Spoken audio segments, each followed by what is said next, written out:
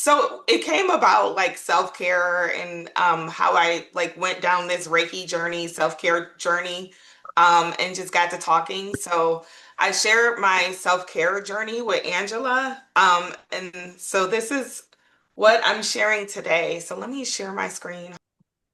All right, so this Perfect. is just a little bit of just talking about my self-care journey and the reasons why I went down this path and my situation, what led me here, the key players. So today I'll talk about how I was able to settle into a space where I can just pause, breathe, and just feel supported, not only by my outer community but really myself as a whole. I'll share just a brief story about my kinship caregiving journey. I'll talk about realistic self care for caregivers and how me finding out that self care activities were more realistic, how they were doable, and how I was really able to make these a part of my daily routine. Um, I also wanted to share like one of the meditations that I love. Um, Two of my favorite meditations that I love doing is like a full body relaxation. I got into a car accident a little over a year ago and had three bulging discs and a neck strain, a concussion. So really like going through the full body relaxation like really helped with relaxation and pain and also like stretches and things like that. Um, and then I'll briefly explain like my,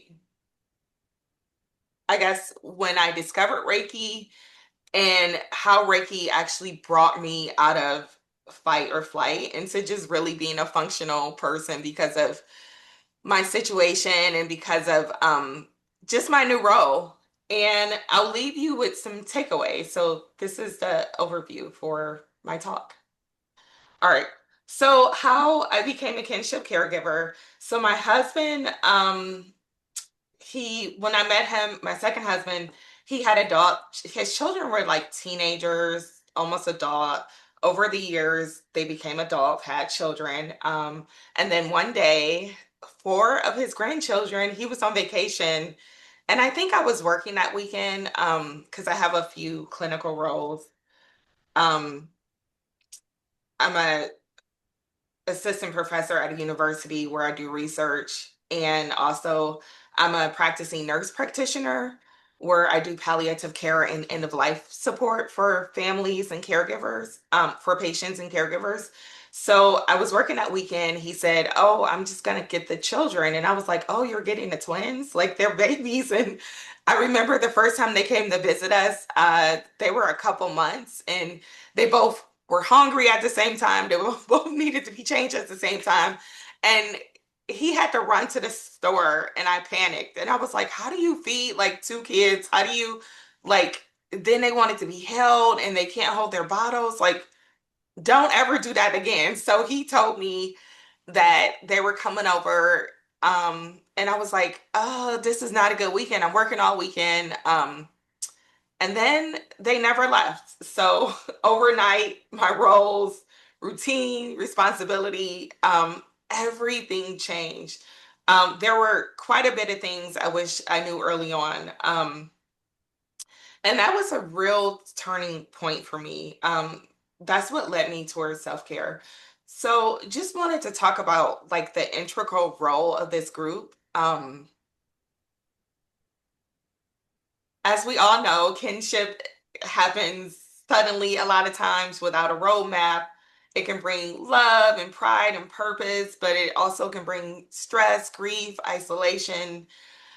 And many of us carry this invisible mental load that other people don't understand unless you were truly in that situation. Support matters. Support brings practical help, emotional support, and moments of rest. Um, and because this group, I totally found solitude. I will say this again, I will repeat this for the rest of my life. If it wasn't for this group, I don't think we would still be kinship caregivers.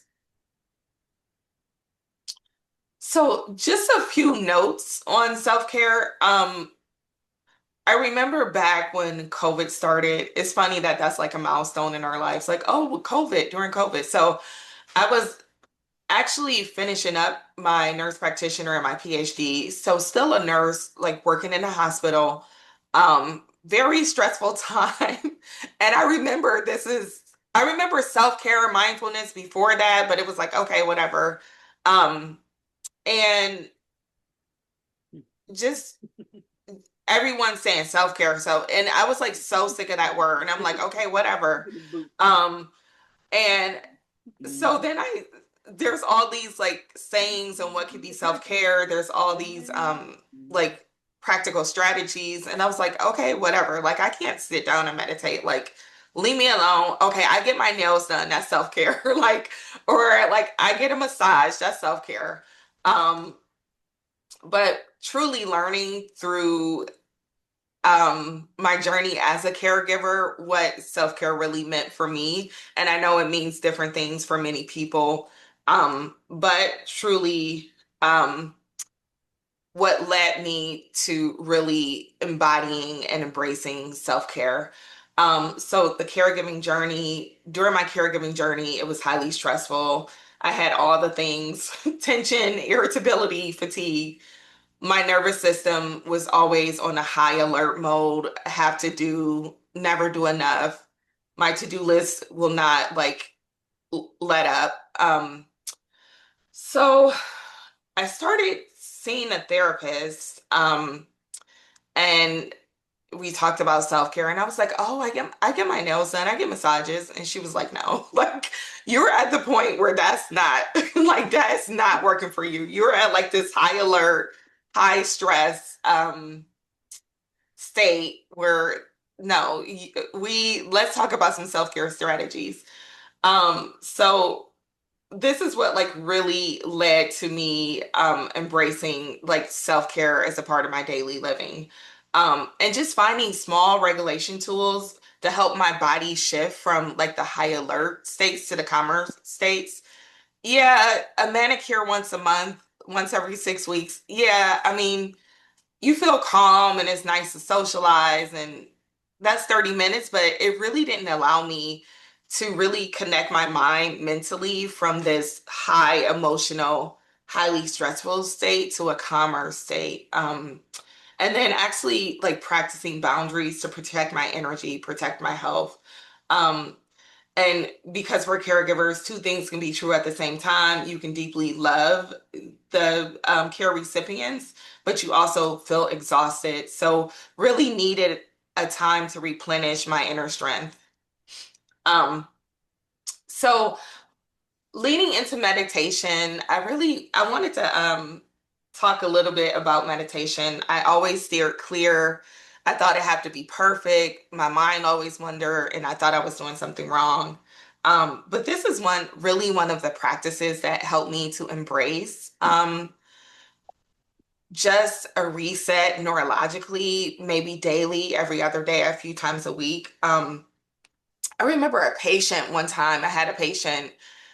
I was actually working in a hospice house. So this was a hospice patient, and this person had a neurological condition and suffered from pain, like a psychomotor neurological progressive illness, suffered from pain. Um, and he set me down and walked me through a deep relaxation meditation. And that was like really the impetus for me to like, okay, let me start this. Let me see how it does. And no, I can't listen to music and just quiet my mind. I needed to start small, maybe 3 minutes. But how do I fit like that time in my schedule? Like there's never enough time.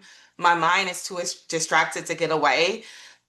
So I really started implementing small steps, like say in the morning if I went to grab a coffee, or when I dropped the three kids off to daycare, because that time we have three toddlers. And I think a lot of you saw them at the picnic. One was like one was one place, one was another place, and the other they run all different directions. And in the morning it's like herding cattle. to get them to daycare. One doesn't want to wake up, one wants to cry, doesn't want to go to the potty, one wants to have a tantrum and say no to everything and like laugh about it. So that's like really one of the hardest parts of my morning. And I tell myself now, before I felt like I was running a marathon every morning, or um, who knows what I felt like. I just felt like my morning was a full day. And I would tell myself, if you make it through, you can, as soon as you drop them off, you can sit in the car for 3 minutes, add 3 minutes to your schedule, and just do a meditation. Allow your body to relax, allow your body to reset. So I know, I think you can all read this slide. I won't like go into it, but just the benefits of meditation, we all know. I think for me, it was more like I can care less about the enhancements to the brain at this point. It was for me to like have better emotional health. Um, and it's not always perfect. It doesn't work all the time. Um, so I'll tell you a story. My son, so this is kid number five because we have four children. So my son is my child. He was home for winter break and I asked him to help me bring the kids in daycare. And he's 19. He was like, well, you always do. Like, why would you ask me? And I was like, because having a break one day would be nice. So he took one of the children, um, because their class, so it's like a school where their preschool is. It's a school and it's a big school and their classrooms are on opposite sides of the building. So like having to figure out, okay, which one do you take first? Because this one won't act up if you take them down the hall with the other one. So I asked to take one to like the longest hall. He took her, she fell out in the middle. He didn't take her, he led her there, fell out in the middle of the hallway, had her coat. He got upset because it was morning for him too. Um, Threw her coat on the floor, and they're both like lying on the floor, and I'm just like shell shocked, and everybody's looking at me. And you can tell how tense my body was. Like a few parents, and I can like recall it, just how like tense I was. A few parents walked up to me and said, "It'll be okay." Like they like looked panicked at my panic. And I was like, oh my goodness, like this is a time like, okay, when you get in the car, like take 3 minutes and like really reset because that can really take off and just hinder the rest of my day. Um, so just leading up to this, wanted to walk us into a meditation. So guided imagery is my second favorite meditation.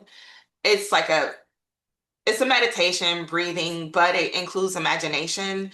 It helps to reduce tension, stress, support rest. And it's an imagination of being somewhere where you're happy, where it's peaceful, where it's calm, one of your favorite places. Um, I remember going to a conference and because a lot of my work is in patients and their caregivers with serious illness and end of life. So really heavy work on top of what all I do. So this helps me on my career side of things too. But I remember it was this one um, presentation that was done on guided imagery in hospice patients, and they were using virtual reality lenses. And you can pick different scenes, like you can pick a forest, a beach, um, you can pick like a hiking scene, um, you can pick like a bike trail, and it was really imagery to help hospice patients who were suffering from emotional distress relax. So looked this up because I was like, how do I get those? They're not out. And if I could get those, I probably at this point like couldn't afford them. But so I landed upon guided imagery. And like I said, I'm a late bloomer to meditation, to mindfulness, to self-care. Self-care to me, like I said, I thought it meant getting my nails done. Um, so this is one of my favorite, my second favorite types of meditation. And I do have my own, and I'll leave you with this. Like I made up one where you can go anywhere, but I wanted to just play one that was already made because my voice, I worked at the hospital this weekend and had a lot of conversations. So my voice isn't in the best place. So if you want to come with me on this meditation, we can get started and let me know if you can't hear it. Meditation for relaxation. To begin with, Sounds get in good. a comfortable position, either lying down or sitting. Now let your gaze soften and your eyelids close, either partially or fully, and then gently shift your attention inward by taking a few deep cleansing breaths, breathing in, breathing out, breathing in, and breathing out. Now allow your breath to return to its own natural rhythm and pace. You're not trying to control your breath, just letting your breath find its own speed and rhythm.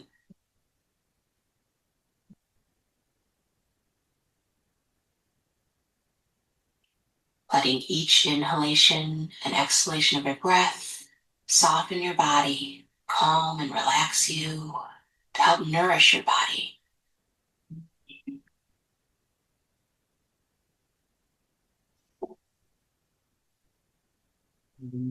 There. And in your mind's eye, you visualize trees around you, the sunlight glistening through the leaves as the leaves gently blow in the wind.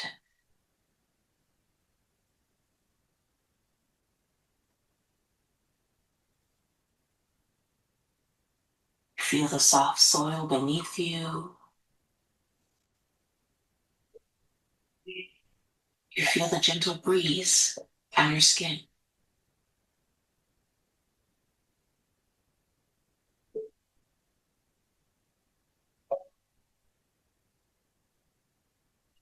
You hear birds chirping.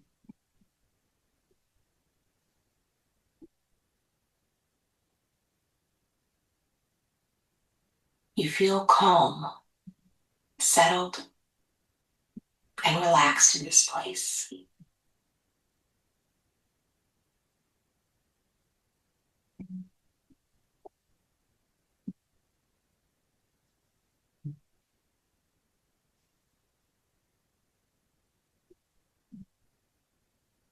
As you walk in this forest, you look around to observe your surroundings, allowing yourself to take it all in, letting this place nourish you, letting this place soothe you, and letting this place help bring a sense of relaxation and calm.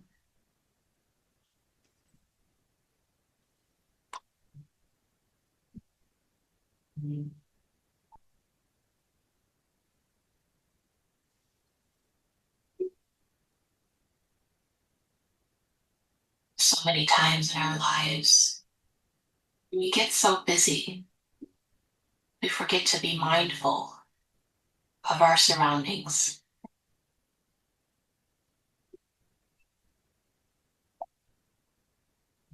You're allowing yourself to visualize a place in nature,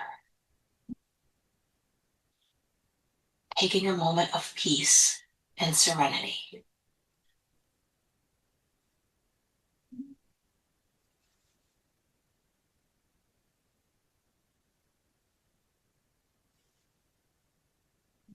And when it feels right, you can gently wake your body up by wiggling your toes, wiggling your fingers, or using some other type of gentle movement, just to bring your body back into the present moment and into your surroundings.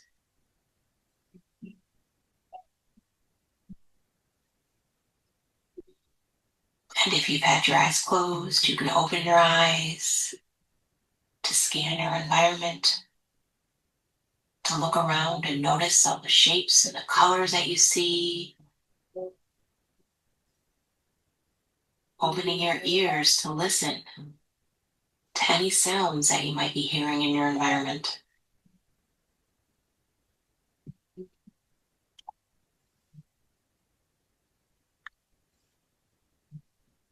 Taking one more deep breath in as you end this practice, and remembering you can return to this place at any time, and you can return to this meditation anytime that you need to help bring a sense of relaxation during your day.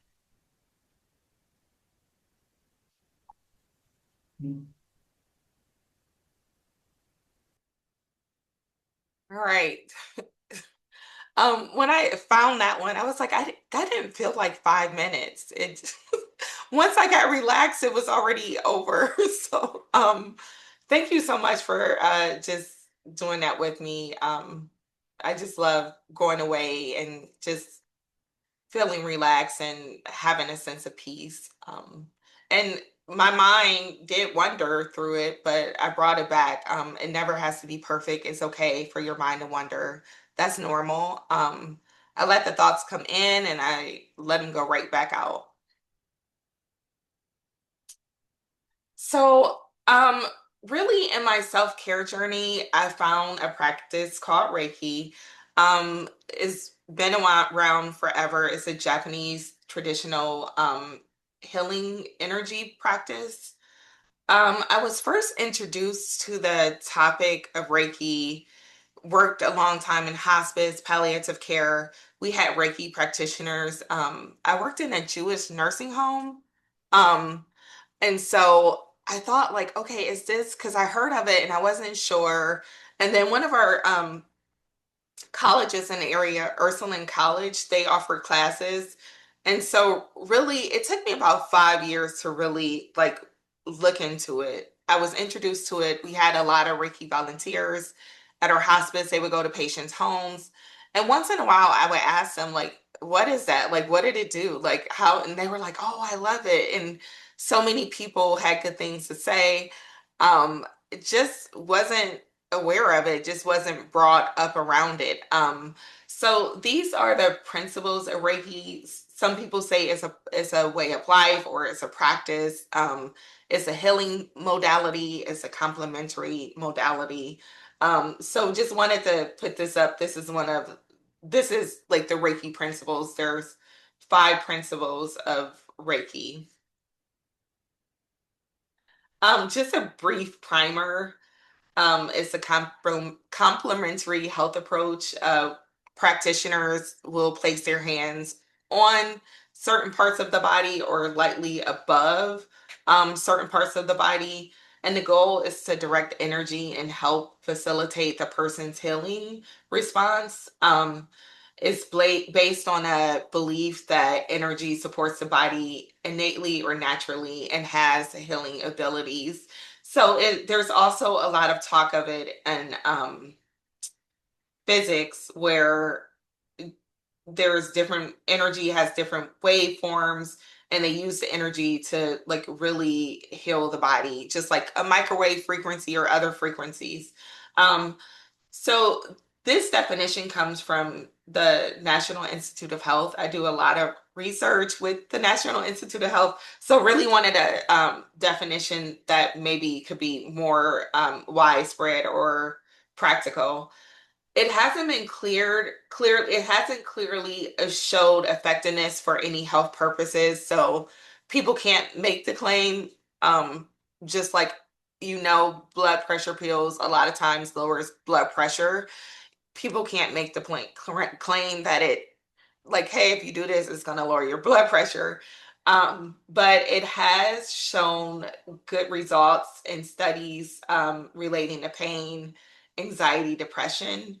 But there hasn't been a substantial amount of research about it. So one of the hospitals here, Cleveland Clinic, because I was looking at different like major players who've done research in it. So Cleveland Clinic, I forgot. I think in the 80s, 90s, early 2000s, were funded by the NIH to do a lot of studies about it. Um, Also accepted in most of the major hospital systems where they have volunteers who go around and Reiki patients, especially in our cancer center, and other like cancer centers around the areas. So it's not suitable for healthcare, but the benefits could carry over for a health effect. Um, Also, studies have shown where there's not like tangible, there's not measurable benefits. So, like, say it lowers your blood pressure by a certain amount of points, but it's shown that there hasn't been any harmful effects to Reiki. Um, a lot of the research studies show that it may help people feel calmer and more relaxed. Randomized clinical trials have showed improvement in anxiety, overall well-being. Benefits vary from person to person, and there's typically a modest change where people have noticed. So a small, modest, or large, there's normally a modest change that people have noticed. And the more sessions that they have, the more benefit people have shown to have. But like I said, the study quality is mixed. There's not a lot of funding that goes into big research studies regarding Reiki, so interpretation should be personal.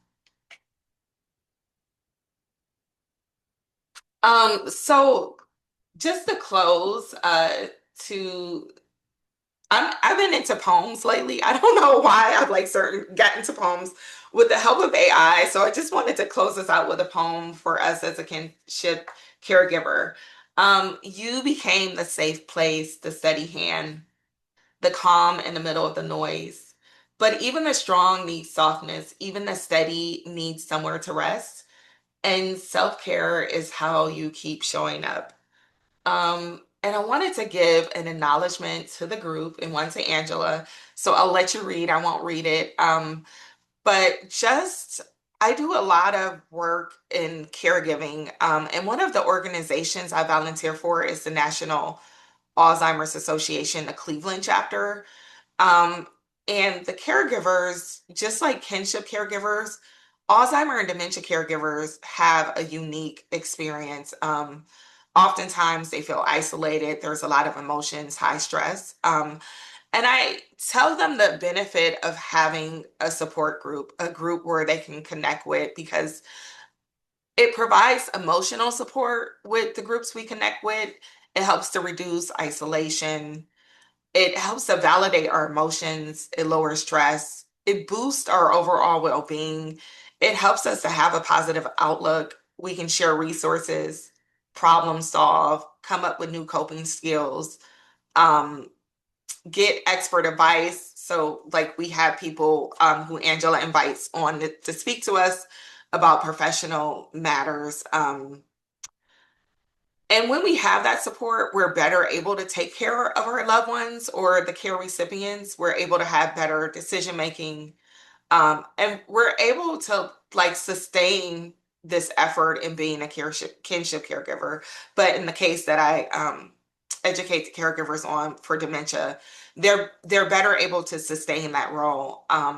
So I just wanted to acknowledge that because of this group, I was able to sustain the role of a caregiver, really able to have that support. If it wasn't for you, I truly will say this for the rest of my life and like to my lungs give out, I would not be a caregiver. I would not be on this journey.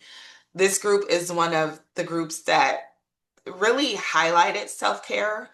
Um, and all those like little inklings over time, all those little reminders over time, like really the seed was planted. And I was fully able to embrace